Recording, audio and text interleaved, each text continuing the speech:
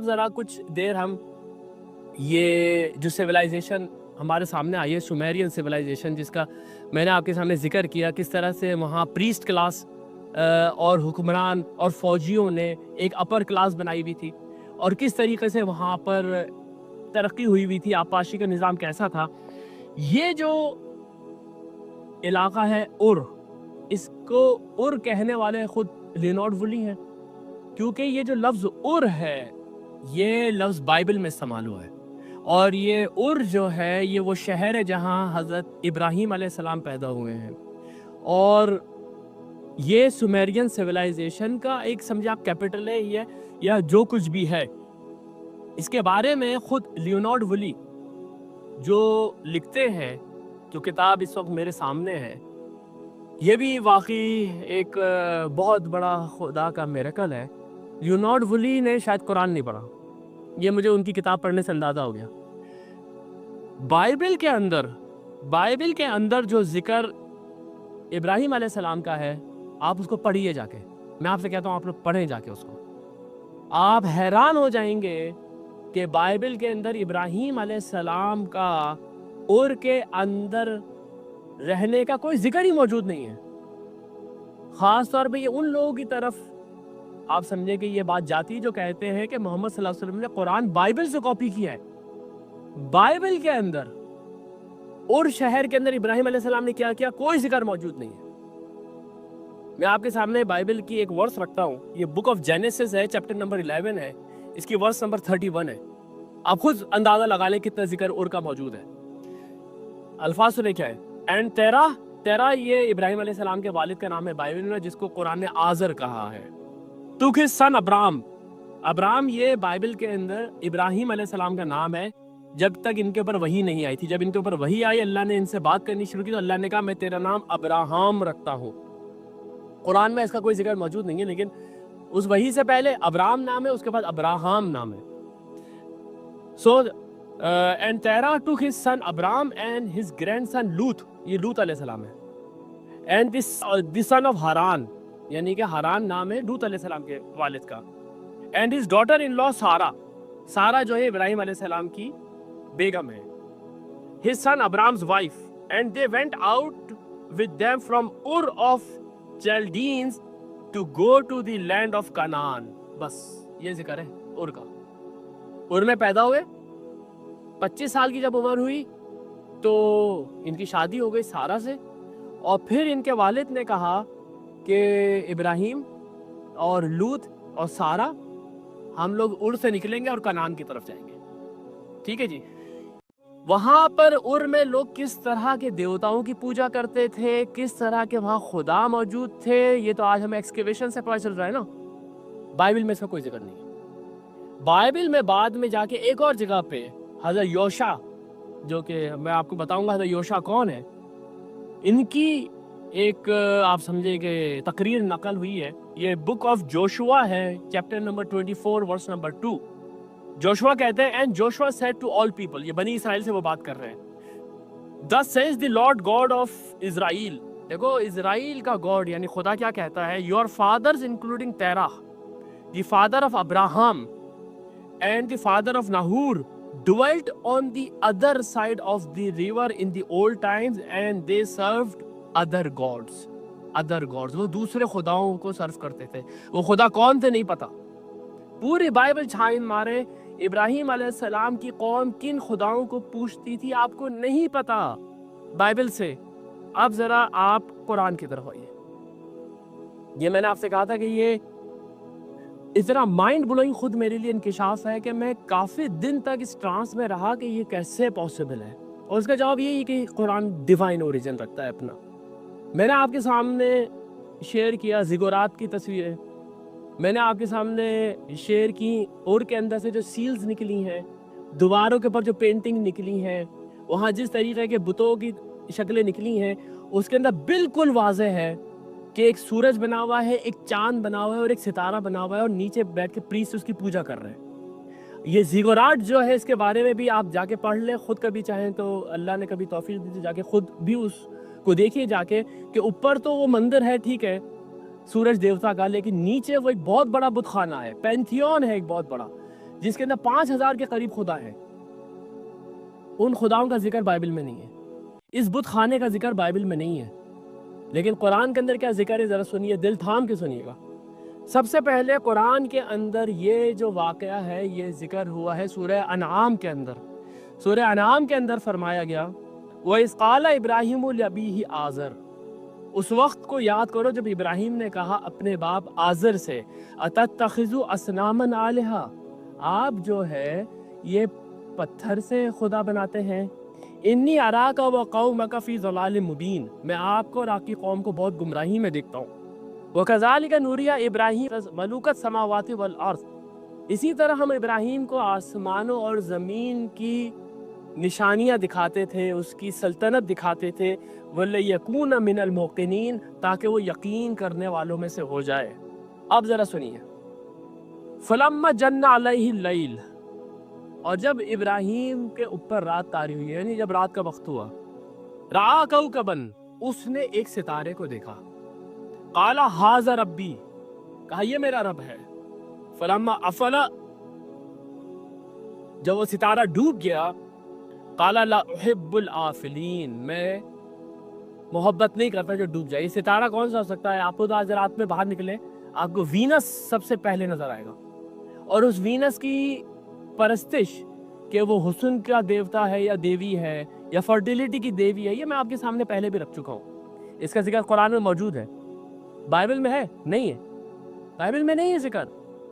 Bible میں یہ لکھا ہوا ہے کہ ان کے آبا و اجداد کچھ دوسرے خداؤں کو مانتے تھے، لیکن جب آپ نے آرکیولوجیکل ایویڈنسز نکالے باہر تو 3 خدا سامنے آئے آسمان کے۔ ایک یہ تھا ستارہ جس کا ذکر قرآن میں موجود ہے۔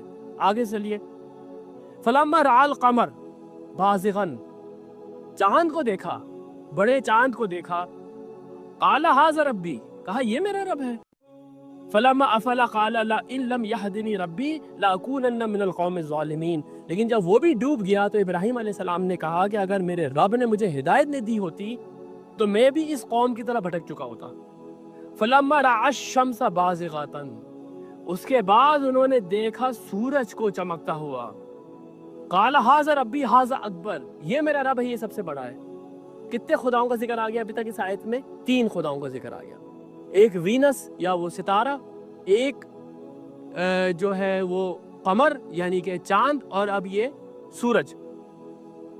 قَالَ هَٰذَا رَبِّي هَٰذَا أَكْبَرُ، یہ میرا رب ہے، یہ سب سے بڑا ہے۔ فَلَمَّا أَفَلَتْ، جب وہ بھی ڈوب گیا، قَالَ يَا قَوْمِ إِنِّي بَرِيءٌ مِّمَّا تُشْرِكُونَ، انہوں نے کہا ہے میری قوم، میں برات کا اعلان کرتا ہوں اس شرک سے جو تم لوگ کرتے ہو۔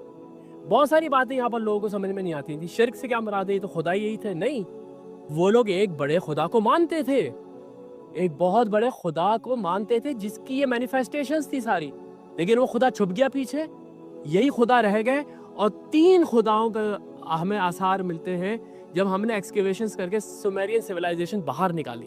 ان 3 خداؤں کا ذکر بائبل میں کہیں نہیں ہے، قرآن کے اندر ایگزیکٹ وہی ڈسکرپشن ہے۔ اور کے اندر جس خدا کو سب سے زیادہ پوجا جاتا تھا وہ چاند دیوتا تھا، جس کا نام تھا ننار، اور کہا جاتا ہے یہ زیگورات جو ابھی ہم نے ڈسکور کیا ہے یہ اسی کا مندر تھا۔ لیکن اس کے قریب ہی ایک اور شہر تھا لرسا، وہاں پر ہوتا یہ تھا شہر کے اپنے اپنے بڑے بڑے خدا ہوتے تھے، کبھی آپ اس شہر جا رہے ہیں اس کے خدا کو پوجنے کے لیے، کبھی آپ اس شہر جا رہے ہیں اس کے خدا کو پوجنے کے لیے۔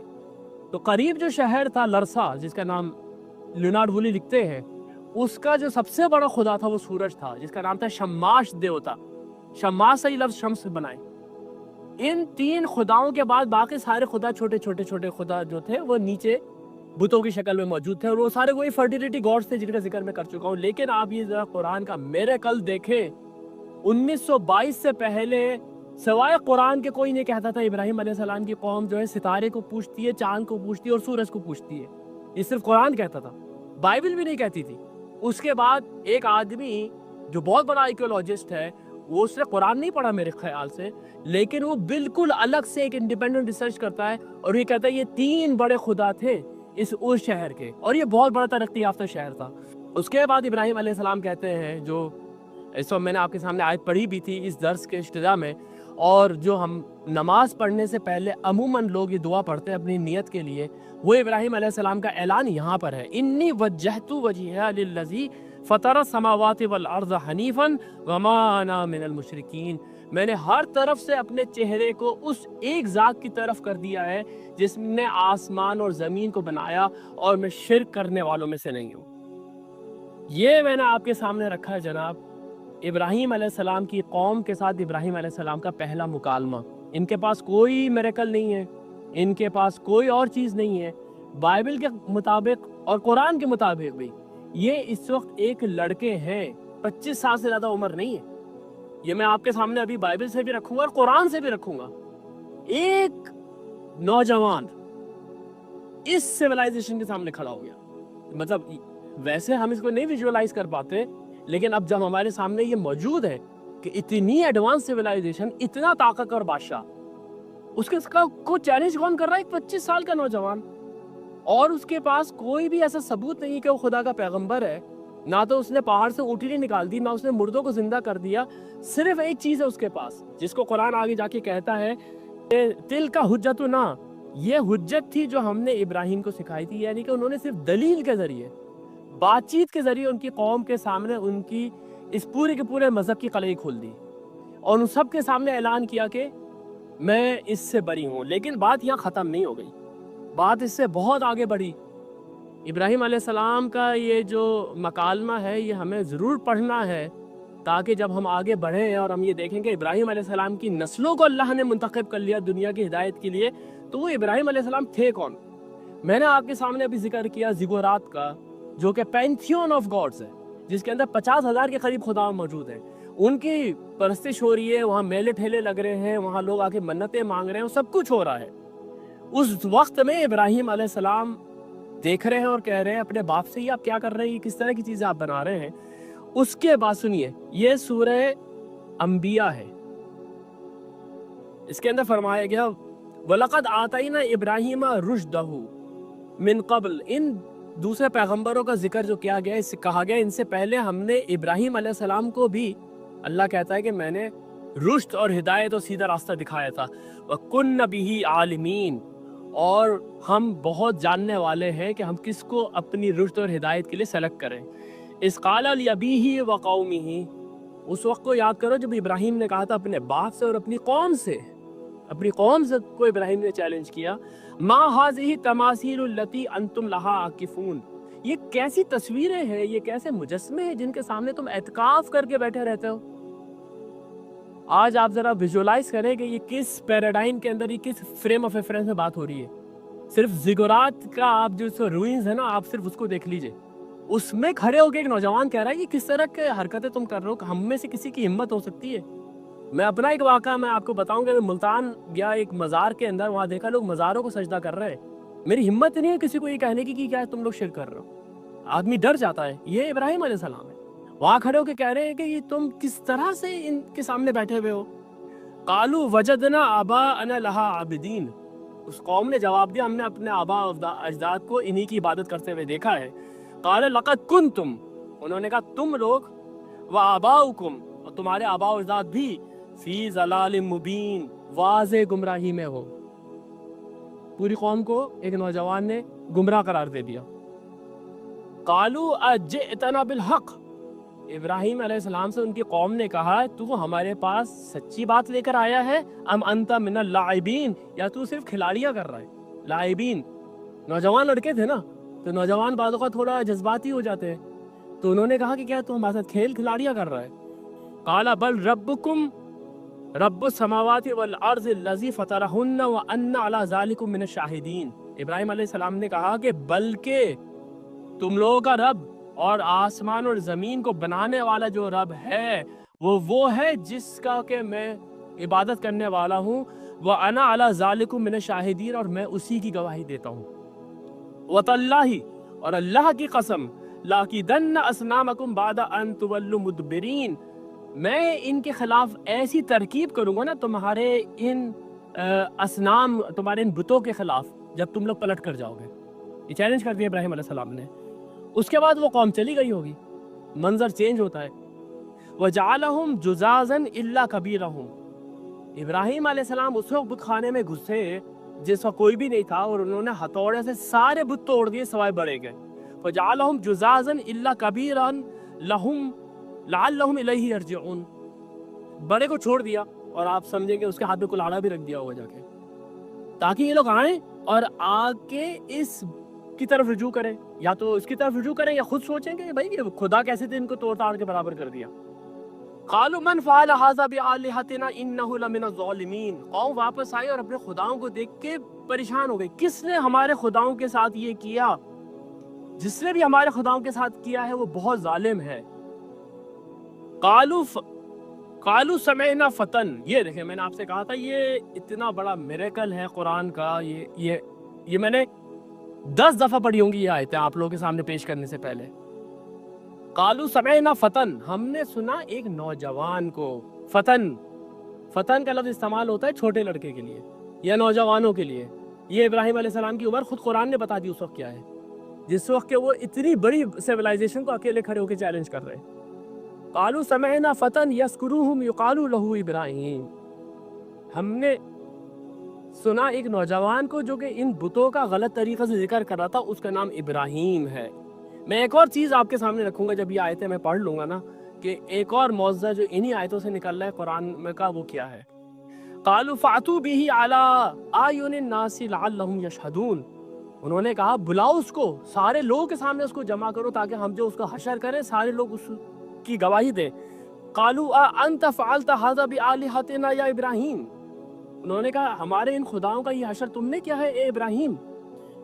काला बल फ़अलहु कबीरुहुम हाज़ा, उन्होंने कहा नहीं ये जो सबसे बड़ा है ना इसने ये किया है। फस्अलूहुम इन कानू यंतिकून, पूछो इससे अगर ये बात कर सकते हैं, पूछो इससे जाके अगर ये बात कर सकते हैं।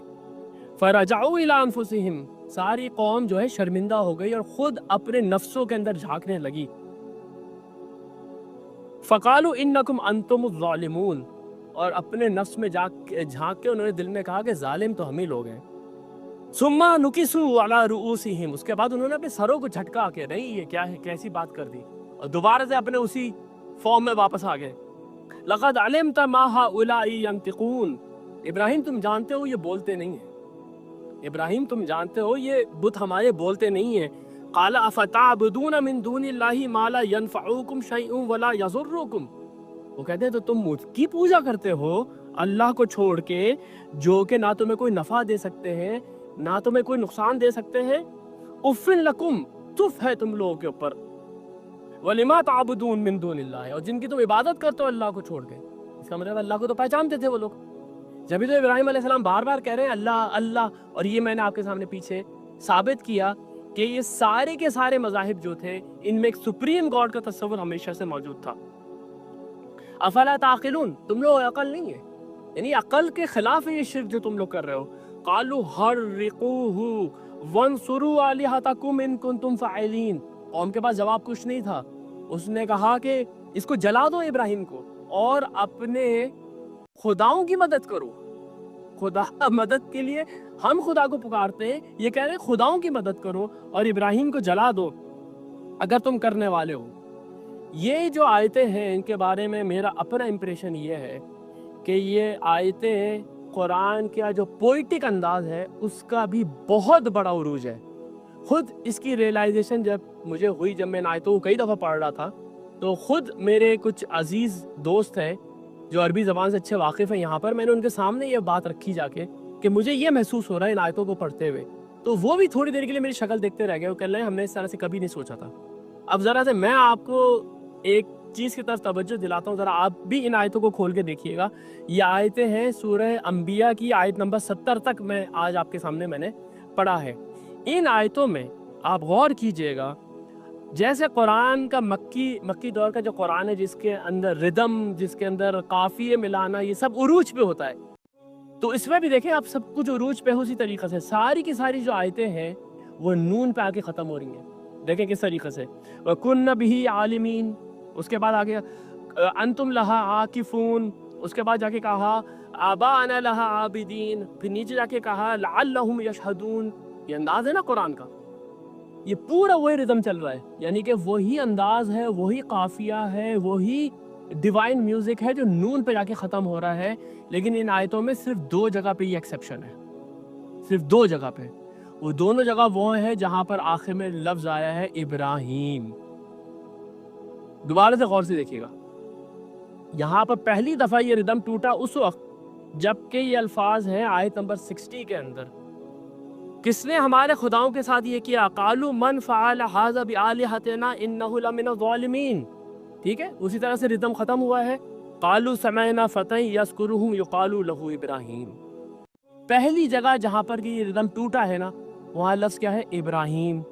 آگے جا کے پھر وہی ردم شروع ہو گیا, وہی ردم چل رہا ہے, قالوا فاتوا به على اعین الناس لعلهم يشهدون, نون پہ ختم ہو رہا ہے سب کچھ. پھر ردم کہاں جا کے ٹوٹا, قالوا انت فعلت هذا بآلهتنا یا ابراہیم. یہاں پر ردم ٹوٹ گیا. میرا یہ اندازہ ہے, میرا یہ خیال ہے کہ عرب جو اس پوئٹری کو, اس انداز سے واقف تھے, نہ صرف یہ کہ وہ اس واقعے کو سن کے بھونچکے رہ گئے تھے, بلکہ اس کے اندر جو سٹل ایک اشارہ ہے وہ دیکھ کے بھی پریشان ہو گئے تھے. یعنی کہ اس پورے کے پوری آیت کے اس ردم کو اگر آپ دیکھیں تو آپ کو ایسا لگے گا کہ صرف ابراہیم ایک طرف ہے, باقی پوری قوم, ان کے خدا, ان کے بادشاہ سب ایک طرف ہے. اسے جب بھی ان کا ذکر آ رہا ہے یا ان کا واقعہ چل رہا ہے ایک قسم کا ردم ہے. لیکن جیسے ہی ابراہیم علیہ السلام کا واقعہ شروع ہوا, ردم تھوڑا سا چینج ہوا, پھر ردم دوبارہ وہاں پر اپنی جگہ پہ چلا گیا. یہ بات میں نے اپنے کچھ دوستوں سے کی تو وہ تھوڑی دیر کے لیے وہ بھی پریشان ہو گئے کہ یہ ہم نے پہلے کبھی اس طرح سے نہیں دیکھا تھا. میں نے کہا آپ دیکھیں پورے قرآن میں کبھی بھی ردم اس طرح سے اچانک چینج نہیں ہوتا. یہی وہ جگہ ہے میری اپنے علم کے مطابق جہاں پر بیچ میں ردم ٹوٹ رہا ہے اور لفظ ابراہیم بالکل آخر میں آ رہا ہے. کیوں؟ Ibrahim against the pantheon of gods, سارے خداؤں کے خلاف ابراہیم اکیلا کھڑا ہوا ہے. یہیں پر ابراہیم علیہ السلام کے لیے لفظ استعمال ہوا ہے, قالوا سمعنا فتى, ہم نے سنا ہے ایک لڑکے کو. اس سے بھی بات واضح ہو گئی کہ ایک لڑکا جس کے پاس صرف علم ہے, کوئی میریکل نہیں ہے اس کے پاس, وہ اکیلا کھڑا ہوا ہے اس پوری کی پوری سیولائزیشن کے سامنے. ایک اور چیز آپ ان آیتوں کے اوپر نوٹ کیجئے گا, اللہ نے کبھی توفیق دی, ان آیتوں پہ ہم الگ سے کبھی بات کریں گے, وہ یہ کہ یہ بالکل اس طریقے سے آپ کے سامنے پیش کی جا رہی ہیں جیسے کہ ایک مووی کے اندر سین ہوتا ہے, کبھی اس کی طرف کیمرہ ہے, کبھی اس کی طرف کیمرہ ہے, کبھی اس کی طرف کیمرہ, اچانک ابراہیم علیہ السلام کی طرف کیمرہ چلا گیا. ایک سینری ہے جو آپ کے سامنے آ رہی ہے اور جا رہی ہے. یہ ایک بہت بڑا اعجاز ہوتا ہے کسی کلام کا, جس کو سنتے ہوئے آپ اس کو پکچرائز کرنا شروع کر دیں اپنے دماغ میں. اور اس کی بہت ایگزامپلز ہیں قرآن میں, اور اس کا اگر آپ چاہتے ہیں اس کو ایک بالکل علمی انداز میں سمجھنا تو نعمان علی خان کی ایک کتاب ہے ڈیوائن اسپیچ, جس میں اسے بتایا کہ قرآن کی زبان کس طریقے سے ایک میریکل ہے. اس میں اسے یہ بات بھی کی ہے کہ قرآن بعض اوقات چیزوں کو اس طرح ڈراماٹائز کر کے پیش کرتا ہے کہ آپ پڑھ تو رہے ہوتے ہیں لیکن آپ کی آنکھوں میں پورا ایک منظر گھوم رہا ہوتا ہے جیسے کہ ایک مووی آپ کے سامنے چل رہی ہے. ایک تو وہ, دوسرا یہ ردم, دوسرا یہ میریکلس اس کے اندر ڈسکشن کہ ان خداؤں کے خلاف ابراہیم کھڑا ہوا ہے, ان خداؤں کا ذکر ہی نہیں ہے بائبل کے اندر. آج 1922 میں جا کے جب ہم نے ایکسکیویشنز کی تو یہ زیگورات اور اس طرح کے ٹیمپلز ہمارے سامنے جس کے اندر ان خداؤں کی تصویریں ہیں, اور ابراہیم علیہ السلام کہہ رہے ہیں کہ ان تماثیل کے سامنے تم کیا کر رہے ہو. تو کس کا بیان حق ہے زیادہ, بائبل کا یا قرآن کا, یا یہ مت ہے ساری کی ساری؟ آج کون اس کو مت کہہ سکتا ہے؟ یہ سب ایک سائنٹیفک پروف ہے کہ ابراہیم علیہ السلام اور شہر میں پیدا ہوئے اور انہوں نے اس پوری کی پوری سیولائزیشن کے خلاف ایک آپ سمجھیں ریوولٹ برپا کیا. آخری آیت میں بس اس کی آپ کے سامنے رکھ دوں تاکہ وہ جو میں نے آپ کے سامنے کہا ہے نا کہ اس کا ایک ڈرامٹک ایک اسٹائل ہے وہ آپ کے سامنے آ جائے گا. ابھی تک جو کیریکٹرز تھے وہ ان کی قوم تھی اور ابراہیم علیہ السلام تھے. اب ایک تھرڈ کیریکٹر یہاں پر آپ کو نظر آئے گا, وہ کیسے, قلنا یا نار کونی بردا وسلاما علی ابراہیم. ادھر آپ کے پاس ایک تھرڈ کیریکٹر انٹر ہو, وہ تھا گاڈ ہمسیلف. خدا نے مطلب کچھ نہیں کہا, صرف الفاظ چینج ہوئے. قلنا, ہم نے کہا اے آگ ٹھنڈی ہو جا اور سلامتی ہو جا علی ابراہیم. پھر نوٹ کیجئے یہ وہ جگہ ہے جہاں پر لفظ ابراہیم آخر میں آیا ہے, باقی پورا کا پورا ردم وہی چل رہا ہے. دیکھیں, وَأَرَادُوا بِهِ كَيْدًا فَجَعَلْنَاهُمُ الْأَخْسَرِينَ. انہوں نے برا ارادہ کیا ابراہیم کے لیے لیکن وہ سارے کے سارے بری طریقے سے ناکام ہو گئے.